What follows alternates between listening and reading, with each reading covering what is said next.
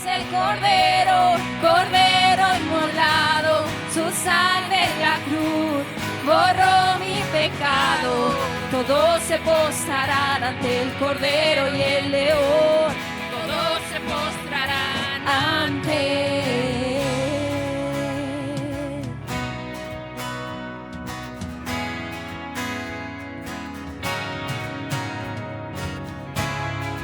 ¿Quién como el Señor Dios fuerte?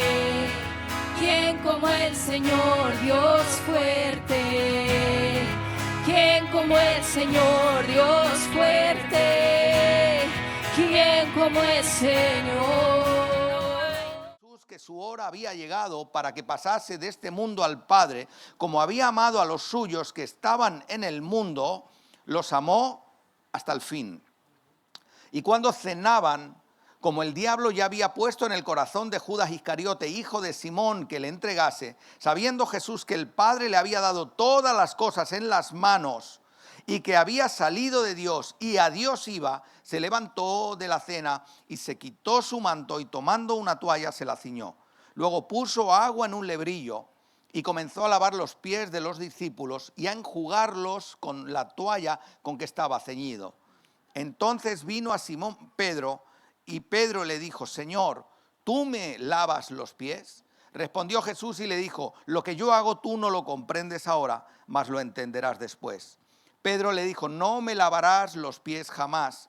Jesús le respondió: si no te lavare, no tendrás parte conmigo. Le dijo Simón Pedro: Señor, no solo mis pies, sino también las manos y la cabeza. Jesús le dijo: el que está lavado no necesita sino lavarse los pies, pues está todo limpio, y vosotros limpios estáis, aunque no todos. Porque sabía quién le iba a entregar. Por eso dijo: no estáis limpios todos. Así que después que les hubo lavado los pies, tomó su manto y volvió a la mesa y les dijo: ¿sabéis lo que os he hecho? Vosotros me llamáis maestro y señor y decís bien porque lo soy.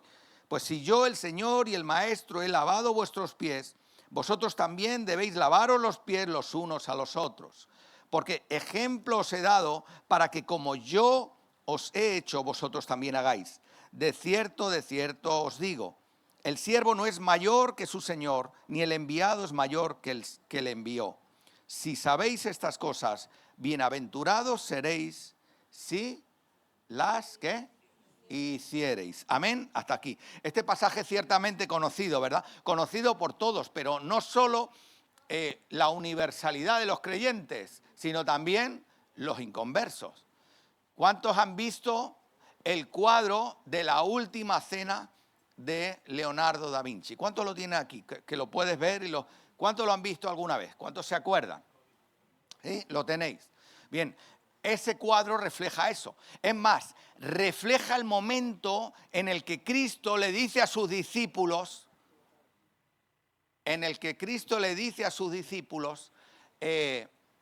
uno de vosotros me va a entregar.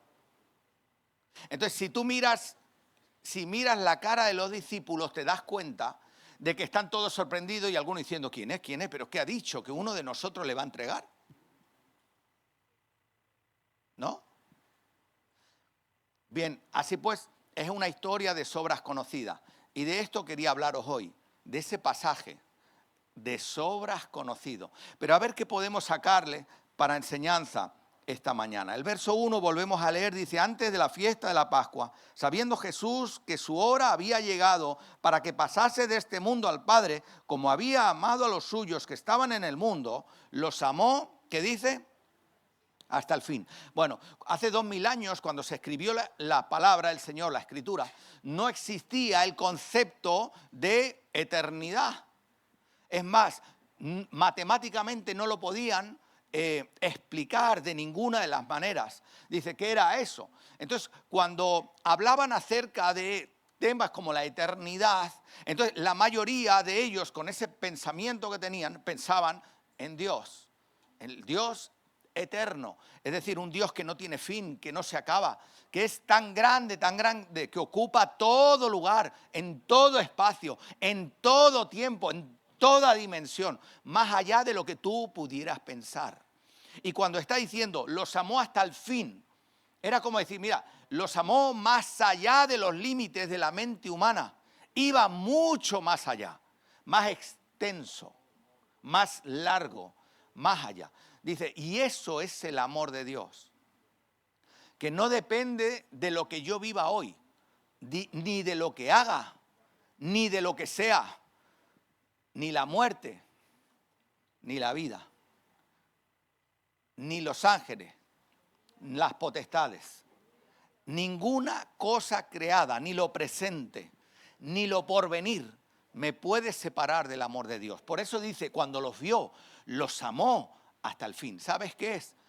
Estaba pensando, bueno, cuando vaya a la cruz del Calvario y me muera, los voy a seguir amando. Pero es que cuando resucite al tercer día, los voy a seguir amando. Pero cuando sea glorificado y me vaya y me siente donde es mi lugar en el trono de Dios, los voy a seguir amando por los siglos de los siglos. Así te ama Dios.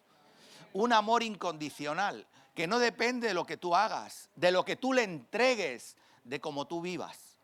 Ahora, el que recibe el Espíritu Santo y el amor de Dios derramado en los corazones, no es capaz de volver a vivir como vivía antes, porque ese amor que te constriñe es como que te empuja a agradar al amado y a vivir como Él nos dijo. Y acuérdate que el Señor dijo, si me amáis, guardad mis mandamientos. Así pues, conoces su palabra, el amor de Dios. Y me encanta el pasaje cuando dice, y esto que quede claro, dice, si nosotros le amamos, es porque Él nos amó primero. O sea, Dios no me ama porque yo me haya hecho pastor, porque me haya hecho evangélico, porque haya hecho profesión de fe, porque vaya con una Biblia, porque le cante alabanzas. Dios me amó antes de que yo me volviese hacia Él. Dice, y si le amamos hoy, es porque Él nos amó primero y hasta el fin. Escúchame, hasta el fin de tus días y más allá. Y dice, verso 2, y cuando cenaban, como el diablo ya había puesto en el corazón de Judas Iscariote, hijo de Simón, que le entregase, sabiendo Jesús que el Padre le había dado todas las cosas, ¿dónde? ¿Dónde? Bueno, esto es una teología básica. Yo creo que cualquiera, esto se puede inferir, cualquiera voy a descubrir un gran misterio. O sea, lo que está diciendo es que todas las cosas están, ¿dónde? Todas las cosas están, ¿dónde? En sus manos, ¿sí? Y a veces nosotros nos empecinamos en tener, en conseguir, en alcanzar, en ir para allá, y resulta que están en sus manos. Me encanta esos que están todo el día arrebatándole cosas al diablo y orando y te arrebato esto en el nombre de Jesús. A ver, mira, si el pasaje me está diciendo que están en su mano, no están en la mano del enemigo, están en las manos de Dios, de Jesús. Dice, y el Padre le entregó todas las cosas en sus manos. ¿Vale? Todo le pertenece a Él. Todas las cosas le pertenecen a Él en sus manos. Y me encanta también cuando dice el pasaje en Jeremías del alfarero, dice que estaba haciendo la rueda y aquí hacía una vasija y se echó a perder. ¿Dónde dice? En su mano. Todas las cosas le pertenecen a Él, son de Él y para Él. ¿O te acuerdas cuando hablaba Juan el Bautista y hablaba y decía, el aventador está en su mano, ¿vale? Y limpiará su era y guardará su trigo en su granero. O sea, en su mano, su aventador, su trigo, su granero, que nos pertenece a nosotros. Nada de nada. ¿Escucháis? Ni la ropa que es prestada. Ni de nada. A Él sea la gloria por los siglos de los siglos. Y dice, verso 3, sabiendo que Jesús el Padre le había dado todas las cosas en las manos y que había salido de Dios, ¿y qué dice? Y a Dios iba. Se levantó de la cena y se quitó su manto y tomando una toalla se la ciñó y puso el agua en un lebrillo y comenzó a lavar los pies de los discípulos y a enjugarlos con la toalla con que estaba ceñido. Entonces vino a Simón Pedro y le dijo, Señor, ¿tú me lavas los pies? Mira, en un momento de la cena de la Pascua que el Señor que había preparado para comerla con sus discípulos, piensa, como te decía antes, en el cuadro de Leonardo da Vinci, cuando la última cena, si tú te fijas, la posición que ocupa Jesús es en el centro. Y entonces están unos discípulos a su izquierda y otros discípulos a su derecha. ¿Verdad? ¿Os acordáis? Esa era la posición que ocupaba siempre el anfitrión. Cuando tú invitabas a alguien a comensales a tu casa a compartir unos alimentos, siempre el anfitrión de la casa se sentaba en el lugar central, siempre. Y ese era el puesto donde se sentó Jesús, allí mismo en el centro. Entonces tenía sus discípulos y estaba sirviendo. Pero en un momento de la cena él hace algo. De repente él para la cena, pues dice que estaban ya cenando, habían iniciado la cena. Y entonces él hace algo, él para y entonces toma un lebrillo, que es una palangana, un recipiente, y le echa agua. Y empieza, dice, se despoja del manto y se ciñe una toalla para lavarle los pies a los discípulos. ¿Sí? Eso era una costumbre muy seguida. En casi todos los pueblos de Oriente lo hacían. En aquella época no había calzadas, ni camino, ni carretera como los que tenemos hoy. Hoy tienes asfalto en las carreteras, bueno, en algunas, ¿no? Hay lugares que no. Algunas tienen algún bollo, pero lo normal es que tienen asfalto y tú sí te mancha los pies, pero no te mancha los pies como caminar en el polvo o caminar sobre otra superficie donde se manchaban mucho los pies. Entonces, era costumbre que cuando alguien invitaba a personas a su casa o hacía de anfitrión o para la Pascua, normalmente las personas que hacían eso eran personas de un nivel adquisitivo medio alto. No todo el mundo podía invitar gente a su casa, pero los que lo invitaban significa que probablemente, muy probablemente, como eran los usos y costumbres, tenían esclavos en su casa. Y el esclavo menor, el de peor categoría, seguramente un adolescente, el más barato, el esclavo más barato, era el encargado de, con el torso desnudo, ponerse en ropa, digamos en ropa interior, y con una toalla empezar a lavar los pies. Y cuando Jesús invita a sus discípulos, como no había esclavo, Jesús mismo toma esa posición y lo hace él. Esto era un choque tremendo. Era algo que no era común hacerlo, para nada. Era algo extraordinario, pero ¿cuántas cosas de Dios son extraordinarias? Y por la sencillez y la humildad que Dios tiene nos cautiva. Por un amor que no merecemos y te cautiva. Por cosas que Dios hace por ti, que de ninguna manera nadie haría, pero que Dios hace, te cautiva. Y de repente en un momento de la cena él para, como nadie había lavado los pies de sus discípulos, él toma un lebrillo, le pone agua, se quita el manto, probablemente una especie de túnica que él llevaría, sus ropas, como hacían los esclavos. Y en su ropa interior él cuelga una toalla y se pone a lavar a los discípulos. Los pies de los discípulos. Pero me llama la atención algo. Mirad. El verso 3 dice, sabiendo Jesús que el Padre le había dado todas las cosas en las manos y que había salido de Dios y que a Dios iba. ¿De dónde salió? De Dios. Jesús estaba sentado en el trono, en su trono. En su trono. Junto al Padre y el Espíritu Santo caminando en perfecta unidad.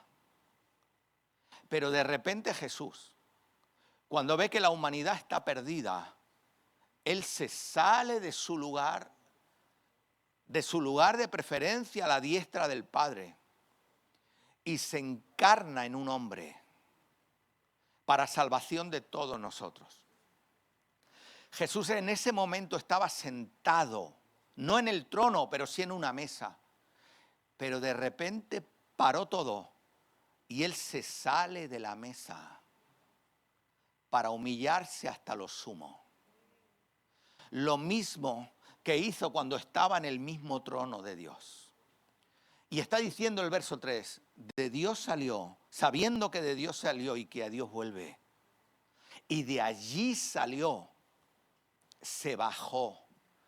Como dice Filipenses, se vació. Se despojó de toda su gloria y su pompa para hacerse como un hombre, como tú y como yo. Y se quitó su manto, dice. Es decir, con el torso desnudo, lo que se vio fue un hombre como tú y como yo. A ese punto Jesús se humilló. De esa manera nos amó. ¿Cuánta gente hay que dice tanta cosa, verdad? Que dice a veces cosas que sorprenden. ¿Te acuerdas del libro en El Profeta? Cuando dice, no soy profeta ni hijo de profeta. Lo habéis oído, ¿no? ¿Verdad? Lo habéis leído en la palabra. Me encanta cuando él se define así. No soy profeta ni hijo de profeta, pero Dios me llamó. Amós, ¿no? Ni soy profeta, ni soy hijo de profeta. Hoy muchos de los que dicen que son profetas, te aseguro que no lo son. El verdadero profeta ni te lo dice. Yo no soy profeta, ni hijo de profeta. Pero cuánta gente va diciendo que son y no son. Aprendiendo de Cristo en esa humildad, se quitó el manto. ¿Me escuchó? Se quitó su manto y dice, me encanta cuando en Juan dice, y vimos su gloria. Vimos su gloria en su humanidad. Vimos su gloria. ¿Cuánta gente hay que no es capaz de quitarse su manto? Y te aseguro que por muy lustroso que sea, no es comparable con el manto de Jesús. Y Él se lo quitó para servir. ¿Y cuánta gente hay que viste sus ropas delicadas, sus cosas, verdad? Y no son capaces a veces de bajar para servir. Y Cristo mismo, sentado en la mesa, de repente, como cuando estaba sentado en el mismo trono de Dios, desciende y baja y se quita el manto y se pone a servir. Y me encanta cuando dice, ¿sabes qué hizo? Dice, se quita el manto y coge una toalla y se la ciñe. ¿Y sabéis a mí esto que me recuerda? Me recuerda cuando tú tomas la toalla y te la ciñes, me recuerda cuando Jesús mismo se encarnó.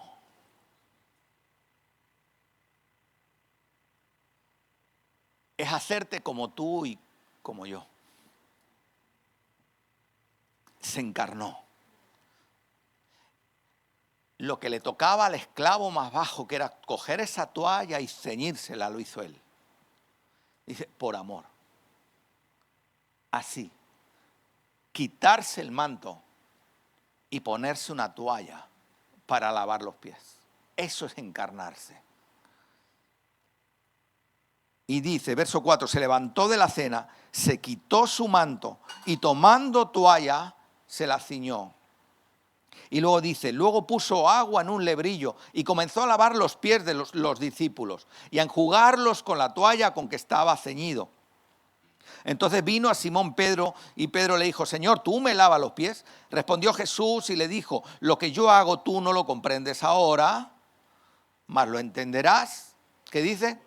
Después. Y todo esto se mantiene hasta hoy. ¿Cuántas cosas nosotros no somos capaces de comprender? ¿Cuántas cosas que Dios hace hoy no las podemos explicar? Ni sabemos resolver todos los porqués y todas las dudas y todas las cosas.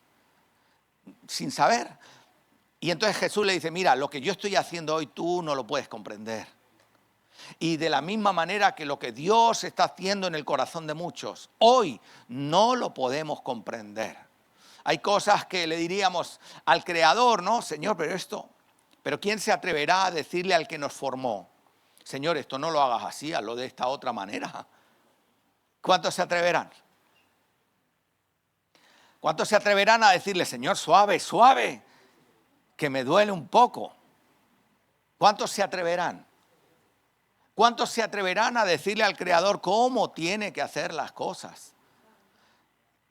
Y él le decía, mira, lo que yo estoy haciendo tú hoy no lo puedes comprender. Lo que yo estoy haciendo en tu casa no lo puedes comprender. Lo que estoy haciendo en tu vida de revolverte por dentro y por fuera no lo puedes comprender. ¿Cuántas veces la acción de Dios al ser humano se le escapa de su mente? De esta mente limitada que no somos capaces de encuadrar nada en lo que Dios hace. De esa manera. Y Dios como que empieza a obrar. Dice, lo que yo hago tú no lo puedes comprender ahora, mas lo entenderás, ¿qué dice? Después. Yo creo que Dios tiene tiempo para todas las cosas, ¿sí? Dios tiene un momento de revelación, un momento de gracia, donde te muestra la razón por la cual Dios te estuvo aleccionando o te estuvo guiando en distintas etapas de tu vida.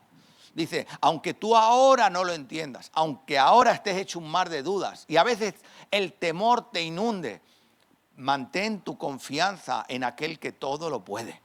Es decir, en Dios, en Cristo Jesús. Él sabe todos los porqués y todas las razones y todas las causas.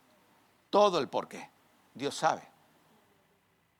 Contaban el testimonio en Miami de una persona que en un país donde había persecución, este hombre estaba pastoreando, pero pastoreando siempre pues en oculto, no podía hacerse de una manera pública. Estaba guiando a un grupo de creyentes a venir a Cristo y este hombre fue descubierto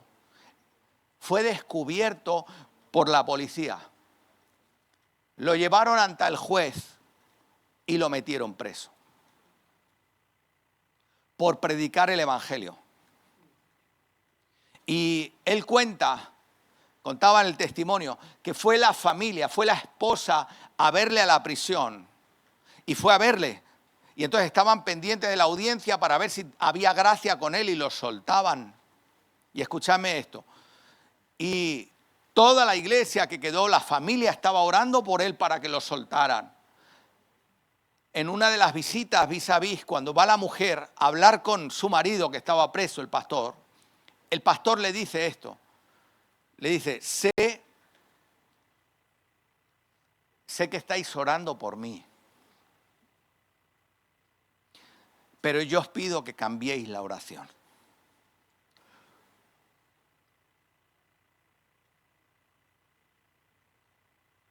Hay dos guardias de la cárcel que le estoy hablando de Cristo y están a punto de hacer profesión de fe. Y tengo compañeros de celda que han aceptado a Cristo y hay que afirmarlos. Yo os pido que cambiéis la oración y digáis que me quede un tiempo más hasta que se afirmen en Cristo. Lo condenaron a 5 años. Y el hombre se alegró. O somos o no somos. Lo que yo hago tú no lo comprendes ahora, mas lo entenderás después. Verso 8, Pedro le dijo, no me lavarás los pies jamás. Jesús le respondió, si no te lavare, no tendrás parte conmigo. Cristo se salió de la mesa, se humilló, les lavó los pies. Como cuando estaba en su trono, dejó el trono y bajó y se hizo como uno de nosotros y empezó a lavar los pies. Y me encanta porque ¿sabes cómo lo hizo? No podía ser de otra manera. Lo hizo uno a uno. Porque Dios es un Dios personal. Puedes decir Dios mío y Señor mío. Es un Dios personal que conoce a sus hijos por su nombre.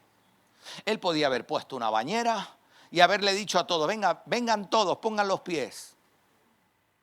Pero sin embargo fue uno por uno, conociendo su nombre, conociendo su edad, conociendo su trayectoria, conociendo su estado espiritual, conociendo todas las cosas, uno por uno, lavándole los pies. Así pues, a ti mismo con tus circunstancias, con tu vida, con tu pasado, con tus heridas, con las situaciones que has vivido tú y no el hermano que está al lado. Uno a uno fue lavando los pies. Uno a uno. Y cuando le toca a Pedro, dice, ¿me vas a lavar a mí? Siempre Pedro, el bocón, ¿verdad? Siempre hay alguno, ¿no? Que no se calla. Digo, mira, y dice, ¿a mí me vas a lavar los pies? ¿Tú? A mí no me vas a lavar los pies. ¿Sabes qué me acuerdo de Juan el Bautista? Cuando dice que yo te tengo que bautizar a ti. No, tú me tienes que bautizar a mí. Y le dice, no, me vas a lavar los pies a mí. Y Jesús le contesta con firmeza, si no te lavare, no tendrás parte conmigo. Mira, cuando Cristo sale de la mesa, sale de su trono, desciende y toma un lebrillo y empieza a lavar los pies de sus discípulos uno a uno. Y le dice a Pedro, mira, si no te lavo, no tienes parte conmigo. ¿Sabes a qué me recuerda a mí enseguida? Que si la sangre de Cristo no te lava, no tienes parte con Él. De ninguna de las maneras. Quedarás fuera y quedarás sucio. Solo a través de la sangre de Cristo es que un hombre puede ser salvo o una mujer. Toda la humanidad. Dice, y si no te lavas en la sangre de Jesús, no tienes parte con Él. Y Jesús le dice, mira, si no te lavo los pies, no tienes parte conmigo. De ninguna de las maneras. Así pues, aceptemos la sangre de Cristo, la muerte en la cruz, la sustitución por nosotros. Por la fe somos salvos. Amén. Por la gracia, por medio de la fe. ¿Cuántos lo creen? Así pues, si no le has pedido nunca a Cristo que su sangre preciosa te limpie de todo pecado, hoy es el día. Hoy es el día de salvación. Hoy es el día que Dios tiene señalado para ti. Ve y hazlo. Si no te lavo, no tienes parte conmigo. No tienes nada que hacer. Y fíjate, y Pedro responde así, verso 9, le dijo Simón Pedro, Señor, no solo mis pies, sino también las manos y la cabeza. Dice, no, que no tengo parte contigo, no, báñame entero. Esto es lo que le venía a decir, no, pues entonces no solo los pies, yo quiero tener parte contigo y parte integral. Y Jesús le enseña algo y le dice, Jesús le dijo, el que está lavado no necesita sino lavarse los pies, pues está del todo limpio. Y vosotros limpios estáis, aunque no todo. Jesús que le empieza a enseñar a Pedro, él le dice, mira, báñame entero. Y Jesús le dice, no hace falta. El que está limpio, solo los pies. ¿Solo los pies? ¿Y por qué solo los pies? Porque no todo. Y entonces esto a mí me recuerda algo. Jesús en una ocasión les dijo, vosotros estáis limpios por la palabra que os he dado. Y ahora le está diciendo, no, el que está limpio solo necesita limpiarse los pies. Y esto era una enseñanza. También es cierto que lo que les estaba también explicando es que el pecado que se adhiere a nosotros, a nuestros pies por el caminar, por tantas cosas, debe ser limpiado. Dice, pero vosotros estáis limpios. ¿Y esto qué quiere decir, iglesia? Que nosotros estamos en el mundo, pero no somos del mundo. Y hay un pecado alrededor que nos asedia, hay como un dominio fuerte de las cosas pecaminosas de este mundo que nos arrastran. Y nosotros tenemos que andar por donde andan los demás. Tenemos que compartir muchas cosas. Entonces, ellos al caminarle, el peregrino se ensuciaba solo los pies. Y a mí esto me sugiere lo siguiente. Nosotros estamos lavados en la sangre de Jesús. Y somos salvos por su gracia. Y tenemos al Espíritu Santo. Pero vivimos en este mundo. Y continuamente estamos expuestos a contaminación. En nuestras relaciones diarias muchas veces nos contaminamos. Las cosas que vemos y oímos, las que percibimos. Podemos ser creyentes, nacidos de nuevo con el Espíritu Santo, pero ¿quién no ha tenido un mal gesto algún día?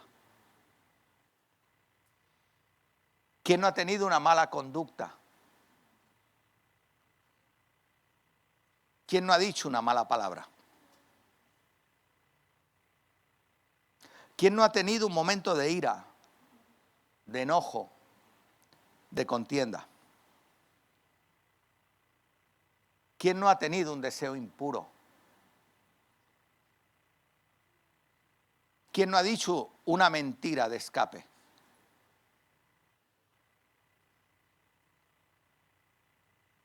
¿Quién no ha dicho una palabra impropia? Entonces necesitas lavarte los pies. Y esto a mí me sugiere de venir continuamente a Cristo. Eso es lo que hacemos cuando participamos de la mesa del Señor, en recuerdo de lo que Él hizo. Dice, examinaos vosotros, examinad vuestra conducta, vuestra conciencia, vuestras acciones, vuestras palabras. Y tomadlo con limpia conciencia, es decir, vengan a Cristo, laven sus pies en la sangre de Jesús. Señor, perdóname, porque esta semana no estuve a la altura de lo que digo que soy. Ayúdame, Señor, para que pueda ser ejemplo.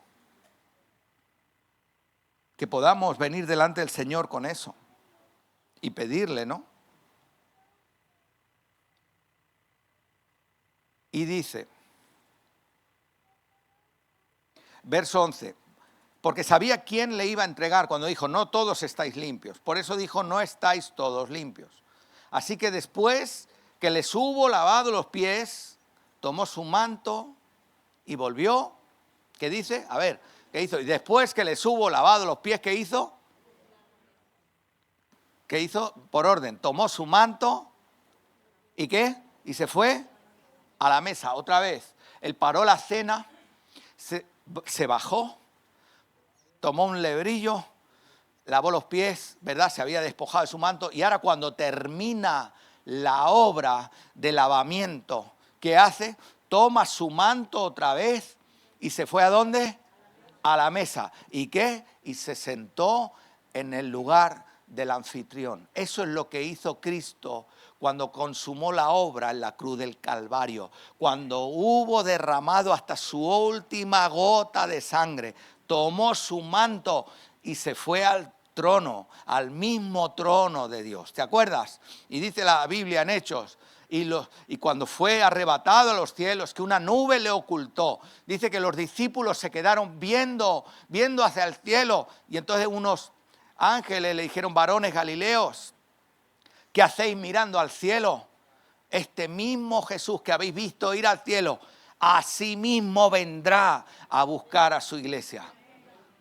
Dice, y eso es lo que hizo, lavar los pies de sus discípulos uno a uno. Y cuando hubo terminado, se volvió a poner el manto y se sentó.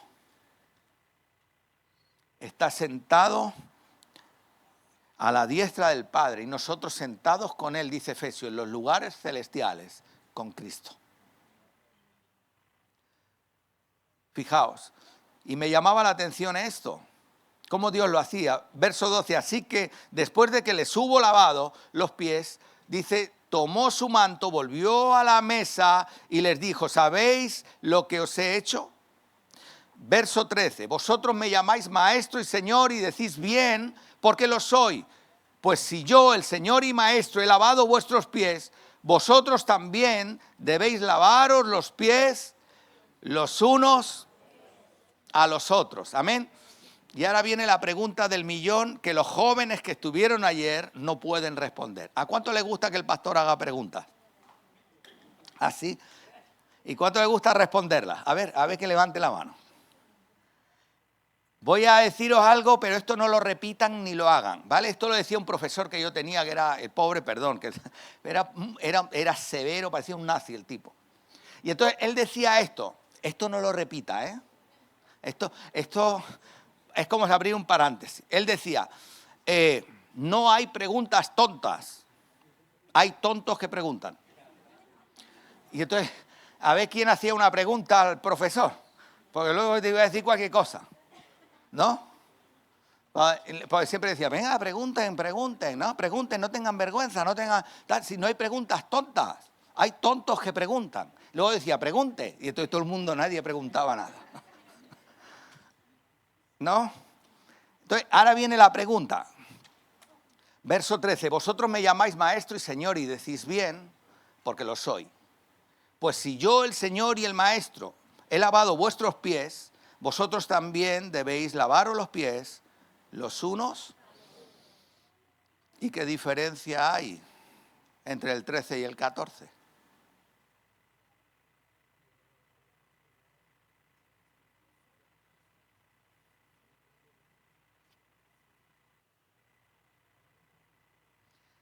Venga, venga. ¿Cuánto le gusta jugar a eso? Encuentre la diferencia. Bueno, en el orden, ¿verdad? Vosotros me decís maestro y señor, y decís bien, y yo os digo señor y maestro. Invierte el orden. Claro, Jesús era el rabí, era el maestro. Y le decía, vosotros me decís rabí y señor. Y llamarle rabí era lo más habitual cuando en el sistema de enseñanza de los judíos, y más en aquella época, que lo hacían por medio de un tipo de discipulado donde convivía el maestro con los discípulos y vivían tantas cosas. Y había tantos maestros reputados y reconocidos. ¿Te acuerdas, no? Gilel, Simei, Gamaliel. Y había tantos rabinos reputados y le decían rabí, rabí. Y el Señor les dice, vosotros me llamáis rabí, me llamáis maestro. Eso era muy habitual, no era tan habitual, pero también que le llamaran y Señor. Pero Él dice, y hacéis bien. Pero Él les dice, el verso 14 dice, pues si yo, y cambia el orden, el Señor y el maestro. Hay muchos que se quedan diciéndole al Señor maestro, sí, porque Él nos enseña, adquirimos conocimiento, nos ayuda a crecer en nuestro crecimiento hacia la fe y tantas cosas, y muchas veces se quedan con eso. Pero ¿cuántos realmente pueden decir, no, primero es mi Señor? No es lo que me enseña, ni es lo que me transmite, es que es mi Señor. El orden, dice, más el verso 14 dice, pues sí, yo el Señor y el Maestro, Jesús mismo de sus labios dice, yo el Señor. Es nuestro Señor. Es nuestro dueño. Me encanta eso, ¿eh? ¿Te acuerdas cuando te decía que lavaba los pies y el esclavo de peor categoría, el de menos valor, era el encargado de hacer esa tarea y Jesús va y lo hace?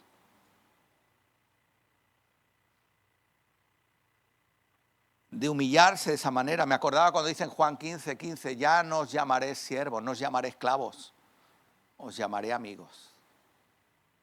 Amigos. ¿Cuántos aquí pueden decir que son amigos del Señor? Amigos. ¿Te acuerdas cuando el Señor iba a enviar el juicio en los tiempos de Abraham? Y dice, el Señor se pregunta, ¿encubriré yo esto que voy a hacer a Abraham, mi amigo? ¿Cuántos pueden decir eso? Yo tengo una relación con el Señor donde puedo decir que somos amigos.